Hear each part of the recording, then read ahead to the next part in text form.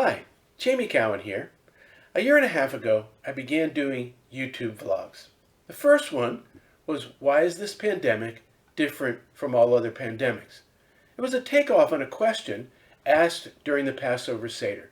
Why is this night different from all other nights? During that vlog, I shared how in many ways our generation was a privileged one. How we in the West, until now, lived free from crippling wars and pandemics. I talked about the gospel of Yeshua the Messiah as one that in turn for salvation from God, a person is called to live a life of self-sacrifice, to live like Yeshua lived, and to serve our communities. Over the past many months, I've been asked to address the question that I will call the Vaccination Question. That is, the apparent opposition on the part of many believers in Yeshua to receiving the vaccine against COVID-19.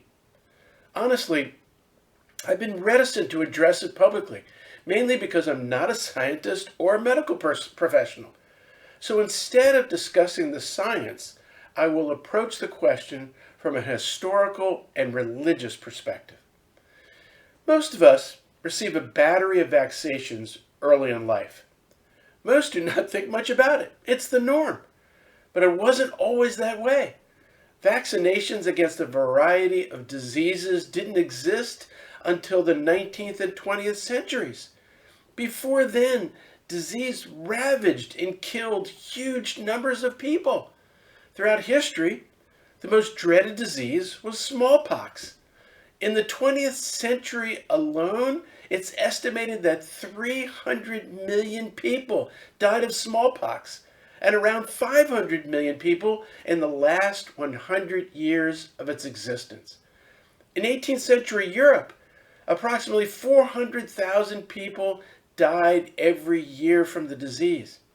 It is believed that 90% of the Native American population of the Americas were wiped out with the introduction of the disease into the New World. The mortality rate of those who contracted the disease was 30%. What changed? The discovery, introduction, and implementation of vaccines. Amazingly, the disease was eradicated worldwide in 1980. Unlike when I was growing up, children are no longer vaccinated against this plague because it no longer exists in nature. I grew up in the 1950s. The disease scare of that era was polio. Often children who contracted polio became permanently disabled, forced to walk in braces for the rest of their lives, or in worst case scenarios, the disease compromised their breathing, forcing them onto what were known as iron lungs. A good friend of mine from junior and senior high school was polio stricken. In the 1950s, a vaccine was developed to protect against polio. By 2018, there were between 100 and 200 cases of polio throughout the world. Again, vaccines made the difference.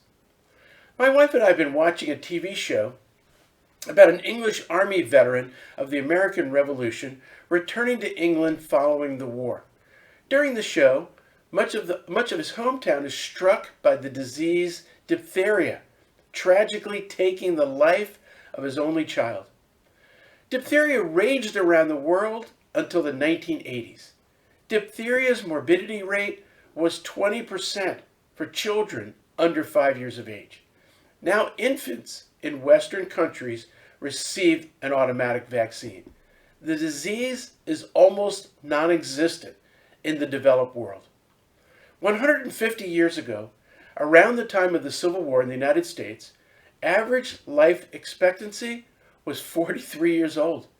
Today it's over 80. A major contributor to increased longevity is the availability and usage of vaccines.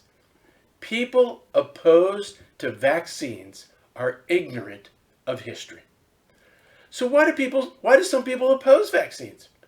There seems to be a variety of reasons, but many are based upon misinformation.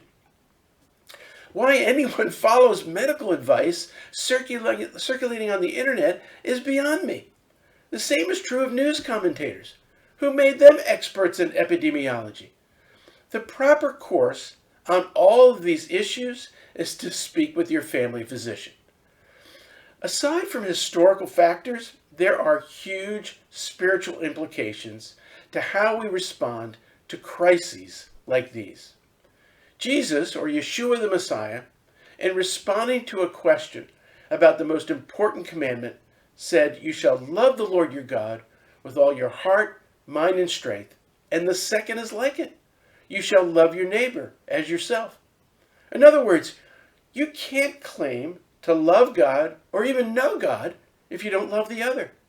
If we refuse vaccinations for transmissible diseases, we put others at risk. Plain and simple.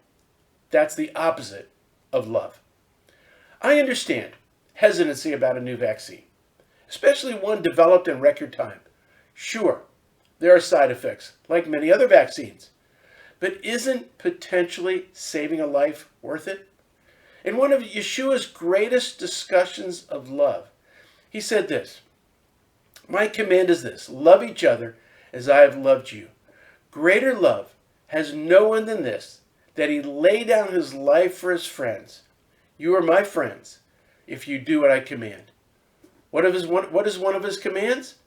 Love your neighbor as yourself. And as we see in the story of the Good Samaritan, even a stranger is considered a neighbor. So sacrificing for the sake of others is the Yeshua model of behavior. The great English poet John Donne wrote, "No man is an island." While Western democracies highlight individual rights, we cannot escape the fact that we are part of a larger society, and what we do affects others. We have responsibilities to our fellow men and women. How much more so as members of the body of Messiah?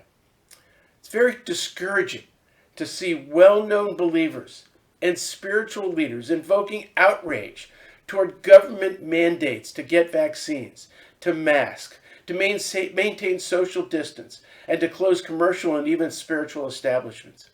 How about outrage towards those who do things that spread disease and potentially endanger the lives of others? The Talmud, the authoritative source of Jewish law, says to save a life is to save the world. Judaism has a principle known as pikuach nefesh, literally meaning watching over the soul. But its essential meaning is that the preservation of life overrides almost all other rules or principles. We see this principle in operation in the New Testament when Yeshua confronts the religious leaders about how to keep the Sabbath day. The leaders had asked him, "Is it lawful to heal on the Sabbath?" He said to them, "If any of you has a sheep and it falls into a pit on the Sabbath, will you not take hold of it and lift it out? How much more valuable is man than a sheep? Therefore, it is lawful to do good on the Sabbath." And then he healed the man. Yes, the pandemic has forced us to face things that most have never experienced. Many lost jobs. Our freedoms were restricted. We couldn't travel or attend events. The one true miracle through it all was the rapid development of effective vaccines. Potentially, millions of lives will be saved. Shouldn't we participate in a program that saves lives? It's the least we can do. Thank you, and see you next time.